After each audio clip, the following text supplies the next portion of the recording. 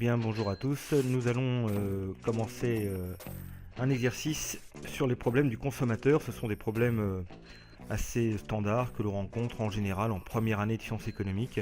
Nous allons prendre ici un exemple d'un exercice qui a été proposé à un partiel, un contrôle final d'ailleurs de sciences économiques de Caen, mais on trouve des exercices de cette nature un peu dans les écoles de commerce, à l'université, dans les préparations au concours en général de première année. Donc l'exercice standard se présente de la manière suivante. Un individu dépense la totalité de son revenu en consommation de biens X et de biens Y. Son revenu, c'est grand R en général. Et donc le prix du bien X est égal à 5 euros dans cet exercice. Le prix du bien Y est égal à 1 euro. Et le revenu de ce consommateur est de 14 euros. Et on fait l'hypothèse que tout sera dépensé. Et dans le même temps, on fait l'hypothèse que son utilité, sa satisfaction, qui dépend de deux biens, X et Y, est égale à X plus 1, facteur de Y plus 1. Donc ça, ce sont les données standards que l'on rencontre dans plein d'exercices qui changent la plupart du temps. C'est la fonction d'utilité qui peut être plus ou moins complexe, mais le principe est en général le même, c'est une fonction à deux variables. Et un exercice standard se présente de la façon suivante. Les questions peuvent changer naturellement. Première question, par exemple, ici, définir et calculer le taux marginal de substitution, le TMS, de ce consommateur. Deuxième question, quel est le panier de consommation nommé A1 qui maximise l'utilité de ce consommateur et quel est le montant de l'utilité associée à ce panier? Là encore, c'est une question très classique. Troisième question, le prix du bien X est modifié. Il est désormais de 1,25 euros. Quel est le nouveau panier de consommation, nommé A2, qui maximise l'utilité de ce consommateur? Et enfin, dernière question, quel est le panier de consommation nommé A3 correspondant à l'effet de substitution? Eh bien, je me propose de vous expliquer, de voir comment on peut résoudre cet exercice. Bien, nous allons donc commencer par la première question, question classique, définir et calculer le taux marginal de substitution de ce consommateur, le fameux TMS. Alors la définition du TMS, il y en a plusieurs, plus ou moins compliquées, mais enfin l'idée générale, c'est que le taux marginal de substitution, c'est le taux d'échange entre le bien X et le bien Y qui maintient l'utilité inchangée. Pour dire la même chose autrement, ça signifie que le consommateur a le choix entre deux biens. Quand il veut plus d'un bien, il doit renoncer à une certaine quantité de ce bien. Et cette certaine quantité, eh bien, elle est calculée par le taux marginal de substitution.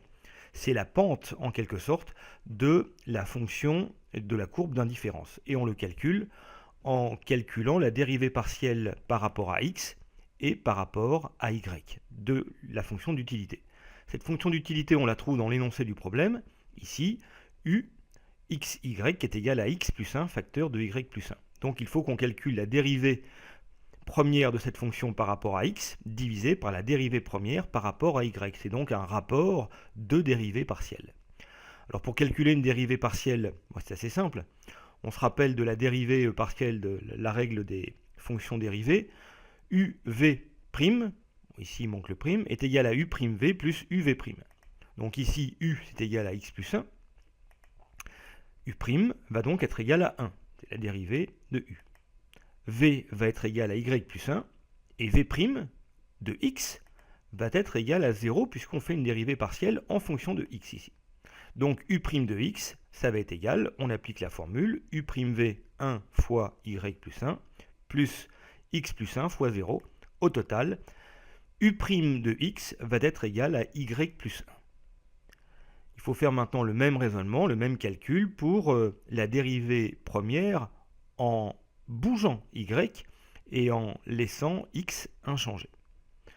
Donc on reprend les mêmes données. U est égal à x plus 1, c'est donné dans l'énoncé, mais là cette fois-ci U' va être égal à 0 parce que je dérive par rapport à y, c'est sa dérivée partielle.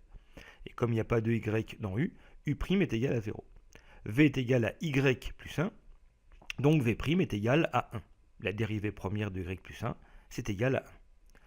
Par conséquent, on applique la formule U' de y est égal à U'V 0 fois y plus 1 plus x plus 1 fois 1. Par conséquent, on a U'y qui est égal à x plus 1. Donc au départ, c'est juste un calcul de dérivée partielle, d'une part par rapport à x et d'autre part par rapport à y. Et le TMS est tout simplement le rapport entre ces deux dérivés partiels, u' de x sur u' de y est égal donc à y plus 1, x plus 1. Alors en général, il est toujours intéressant dans un exercice sur le consommateur de calculer le TMS même quand il n'est pas demandé et de le mettre soigneusement de côté parce que c'est une donnée qui va servir tout au long de l'exercice. Donc d'une part, faire bien attention au processus de calcul, ne pas se tromper dans les dérivés, et d'autre part, mettre ça soigneusement de côté sur une feuille de brouillon pour être certain de pouvoir le réutiliser. Bien, deuxième question. Quel est le panier de consommation qui va s'appeler A1 qui maximise l'utilité de ce consommateur? Et quel est le montant de U son utilité? Alors là encore, c'est une question très classique puisqu'on cherche à savoir comment ce consommateur qui a une contrainte de revenu va maximiser sa satisfaction compte tenu de ses préférences. Alors on va suivre un raisonnement que l'on doit à un économiste anglais, William Stanley Jevons, le fondateur de l'école marginaliste anglaise, et qui soutient qu'un consommateur maximise son utilité quand ses utilités marginales pondérées par les prix sont égales. Autrement dit, il suffit de poser l'égalité u' de x divisé par u' de y qui est égal à p de x sur p de y, c'est ici le rapport des prix. Donc on a bien ces deux utilités marginales, les utilités marginales du bien x sur le bien y, qui est égal au rapport de prix p de x sur p de y. Or on constate que u' de x sur u' de y, c'est égal au taux marginal de substitution, ce que l'on a calculé dans la question précédente. Par conséquent, u' de x sur u' de y, c'est égal à y plus 1 sur x plus 1, c'est le TMS, que l'on doit tout simplement égaliser par rapport au rapport de prix. Dans l'énoncé, on nous a dit que p de x est égal à 5, p de y est égal à 1, donc on a une première équation, toute simple, qui est donnée par le raisonnement de Jevons, y plus 1 divisé par x plus 1, qui est égal à 5, c'est-à-dire 5 divisé par 1. Mais là, nous avons une équation, il manque une autre équation. Puisque là, nous avons deux inconnus, x et y, c'est-à-dire le panier de consommation qui est notre inconnu. Nous avons une seule équation, il nous manque une équation. Et bien, la deuxième équation, elle est donnée tout simplement par la contrainte de budget qui est donnée dans l'énoncé. L'énoncé nous dit que le consommateur a un revenu qui est égal à 14 et qu'il va consommer un bien X dont le prix est égal à 5, donc le prix 5 multiplié par les quantités, plus un bien Y dont le prix est égal à 1. Donc 5x plus Y égale 14, c'est la contrainte budgétaire.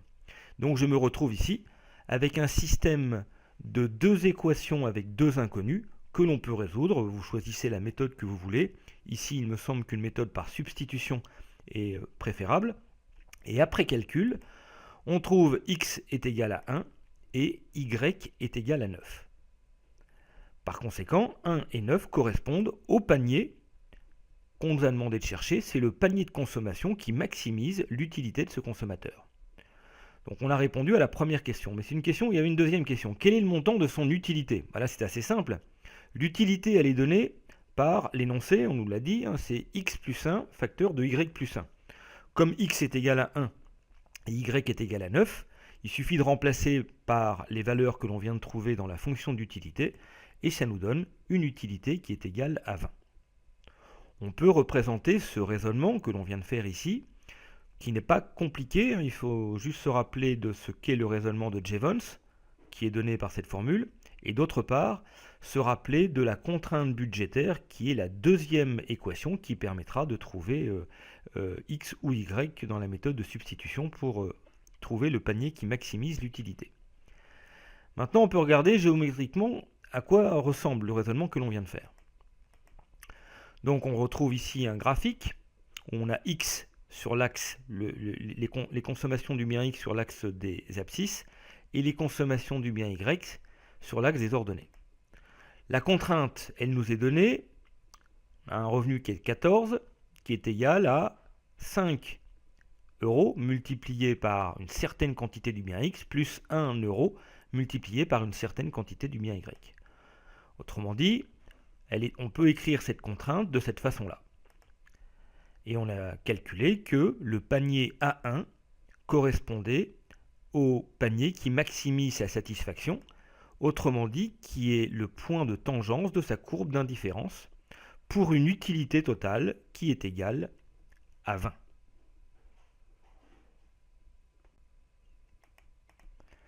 Alors maintenant nous arrivons à la troisième question. Cette fois-ci, le prix du bien X passe à 1,25 €. Il était de 5 €, il baisse de manière très importante. Et la question est très simple et très classique, là encore une fois. Quel est le nouveau panier de consommation qui s'appellera A2, qui maximise l'utilité de ce consommateur? Donc si on reprend l'énoncé de l'exercice, le prix du bien X est maintenant de 1,25 €. D'autre part, le prix du bien Y, lui, il ne bouge pas, il est toujours à 1 €. Et le revenu de consommateur, il n'a pas bougé, il est toujours de 14 €. Et par ailleurs, sa fonction d'utilité elle-même n'a pas bougé. Elle est toujours de x plus 1 facteur de y plus 1. Nous sommes donc ici avec juste une donnée qui a été modifiée, le prix du bien X qui vient de baisser. Alors on peut imaginer que pour le consommateur c'est une bonne nouvelle, la baisse du prix du bien si c'est un bien normal, et on peut facilement imaginer que son utilité va augmenter. Alors, mais quel est le panier du consommateur, le nouveau panier de consommation qui va maximiser son utilité?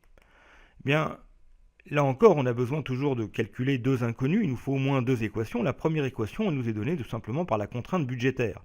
On sait que le consommateur ne pourra pas dépenser plus, donc on a 14, son revenu, qui va être égal à la quantité de biens Y multipliée par leur prix, 1 €, donc Y, plus la quantité de biens X multipliée par le nouveau prix, 1,25. Donc cette équation-là, elle correspond à la nouvelle contrainte budgétaire. Mais là j'ai deux inconnus, et il me faut une deuxième équation. La deuxième équation, elle nous est donnée par la condition de Jevons qu'on a calculée à la première question, à savoir, tout simplement, les utilités marginales pondérées par les prix sont égales lorsque le consommateur maximise son utilité. Autrement dit, c'est dire la même chose, c'est-à-dire que le TMS est égal au rapport des prix. Or le TMS, on l'a calculé tout à l'heure, c'est égal à Y plus 1 sur X plus 1, égal à 1,25, le prix du bien X, divisé par le prix du bien Y, qui est égal à 1. Donc 1,25 divisé par 1. Par conséquent, là maintenant, je me retrouve bien avec un système de deux équations, avec deux inconnus, que je peux résoudre facilement. Donc en général, ce ne sont pas des calculs très compliqués, mais l'expérience a montré que parfois les étudiants pouvaient se tromper. Ce sont des calculs simples, mais on perd du temps. Enfin, certains peuvent perdre du temps. Ici, la méthode de substitution me semble recommandée. Par exemple, ici, vous mettez y est égal à 14 moins 1,25x et vous remplacez y par sa valeur dans l'équation numéro 2, ici. Et ensuite, vous faites les calculs. Vous allez donc isoler y et vous aurez la valeur de y puis de x. Donc, je vous laisse vérifier ces calculs. Ça va vous donner x qui est égal à 5,5 et y est égal à 7,125. Par conséquent, le panier A2 qu'on vous a demandé de calculer dans la question est donc de 5,5 unités de bien x et 7,125 de bien y. Et d'autre part, l'utilité associée, il suffit de remplacer x par sa valeur et y par sa valeur dans la fonction d'utilité, nous donne une utilité de 52,81. Donc ça n'est pas surprenant. Tout à l'heure, on a vu une utilité qui est égale à 20, donc c'est rassurant de voir que l'utilité a augmenté. C'est un indice qui montre qu'on est dans la bonne direction. La baisse du prix du bien X augmente la satisfaction du consommateur.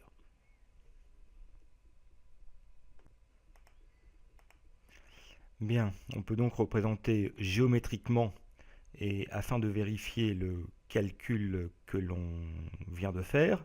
Donc on est parti d'une situation de départ où notre consommateur consommait un panier A1, puis une nouvelle contrainte est arrivée puisque le prix qui était de 5 € pour le bien X est baissé, il est passé à 1,25x, donc on a une nouvelle contrainte que l'on peut écrire de la façon suivante, et géométriquement cette nouvelle contrainte se traduit par le graphique sur le graphique par la courbe en bleu, et avec cette nouvelle contrainte, le nouveau panier de consommation, nous venons de le calculer, A2, 5,5 quantité de bien X et 7,125 quantité du bien Y.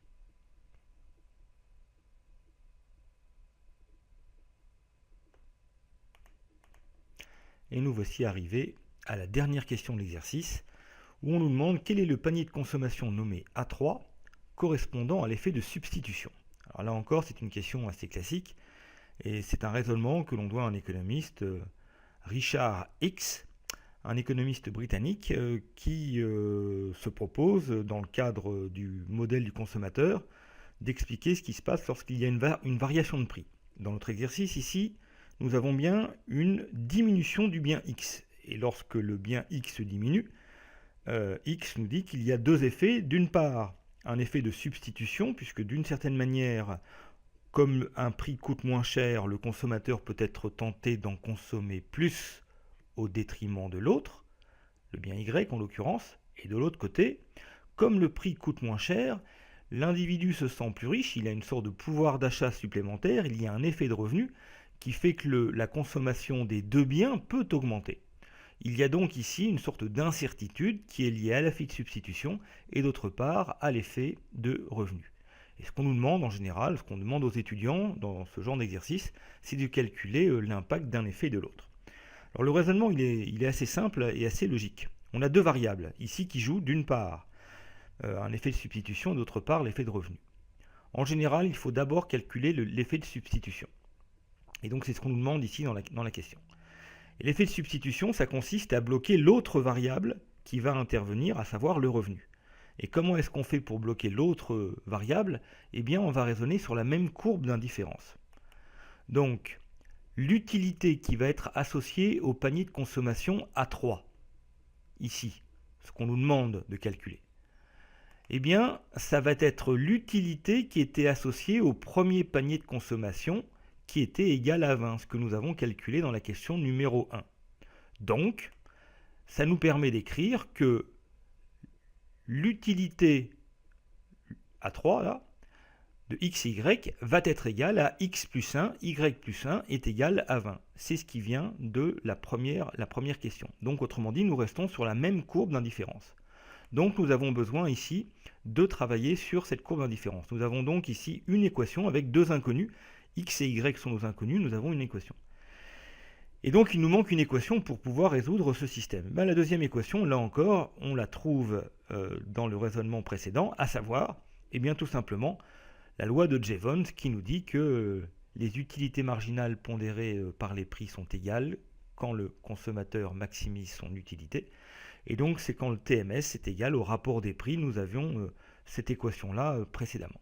Par conséquent, nous obtenons maintenant un nouveau système de deux équations avec deux inconnus que l'on peut résoudre. Alors il est un petit peu plus complexe à résoudre, encore que ça se fasse assez facilement par substitution. On remarque qu'on a y plus 1 et y plus 1 ici. Il suffit ici de remplacer y plus 1 dans la première équation par 20 divisé par x plus 1 dans la deuxième équation. On fait les calculs et on trouve x égale 3 et y égale 4.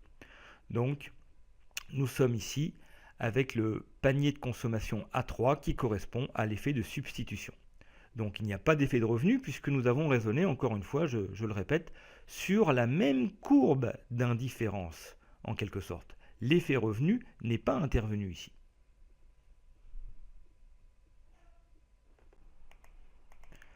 Bien, on peut donc regarder géométriquement l'ensemble de l'exercice que nous venons de faire. Nous sommes partis d'une première situation où nous avions un panier de consommation A1, une unité de bien X et 9 unités du bien Y qui maximisaient la satisfaction du consommateur. Puis dans un second temps, le prix du bien X a été modifié, ce qui a modifié la contrainte et a donné un nouveau panier de consommation A2, 5,5 pour X et 7,125 pour Y. Et puis, qui a donc augmenté d'utilité de 52,81. Et en même temps, en dernière question, on nous a demandé de calculer le panier de consommation qui apparaît ici en rouge, A3, qui permet de calculer l'effet de substitution. Donc on peut dire que quand on passe de A1 à A3, il y a eu l'effet de substitution, et quand on passe de A3 à A2, cette fois-ci, c'est l'effet de revenu. On peut représenter l'ensemble de cette représentation géométrique par un tableau que je recommande de faire en général aux étudiants qui font des exercices sur le consommateur, dans lequel on met d'une part les quantités du bien X consommées, les quantités du bien Y consommées et le niveau de l'utilité. Le premier panier de consommation A1, on vient de le dire, on a dit que dans un premier temps on avait 1 et 9 pour une utilité qui était de 20. Deuxième question, nous a demandé de calculer A2 une fois que le prix du bien X avait baissé. Je vous rappelle que le prix du bien X était à 5 et il est tombé ensuite, ce prix il est tombé à 1,25 €. Et donc on a une consommation de bien A2, donc on voit qu'évidemment au total il consomme beaucoup plus de bien X dont le prix a baissé. Le bien Y, lui, a vu sa consommation diminuer, 7,125, mais son utilité totale a grandement augmenté, elle a augmenté de plus de 100%, de 52,81. Ensuite, les situations intermédiaires, ça a été le panier A3. Et donc je vous rappelle que pour calculer ce panier A3, ici, nous sommes restés sur la même courbe d'indifférence que l'on voit ici géométriquement, la première courbe d'indifférence. Et donc on voit qu'on a trouvé 3 pour le bien X, 3 unités, et 4 unités pour le bien Y. Donc, nous pouvons matérialiser maintenant l'effet de substitution. L'effet de substitution, c'est quand on est passé de 1 à 3, donc l'effet de substitution proprement dit est de 2, et il est de moins 5 pour le bien Y. Et l'effet de revenu, eh bien, ça va être le passage de la situation intermédiaire, le 3 qui est ici, le 3 qui est ici, vers le 5,5. Donc l'effet de revenu va être égal à 2,5, 5,5 moins 3, 2,5, et 3,125 pour le bien Y. Donc ce qui nous permet, donc ce n'était pas demandé dans l'exercice, mais ça nous permet ici de vérifier que, en l'occurrence ici, l'effet de revenu était plus important que l'effet de substitution pour les deux biens. Il y a 2 unités supplémentaires du bien X qui sont liées à l'effet de substitution et 2,5 unités supplémentaires du bien X consommé qui sont liées à l'effet de revenu. Bien, alors c'est un exercice, vous pouvez faire des arrêts sur image pour voir les graphiques et le refaire. La méthode de travail que je recommande est de refaire l'exercice pas à pas en essayant de comprendre ce que vous faites. N'hésitez pas à m'envoyer un mail si des choses ne sont pas claires. Je vous remercie de votre attention.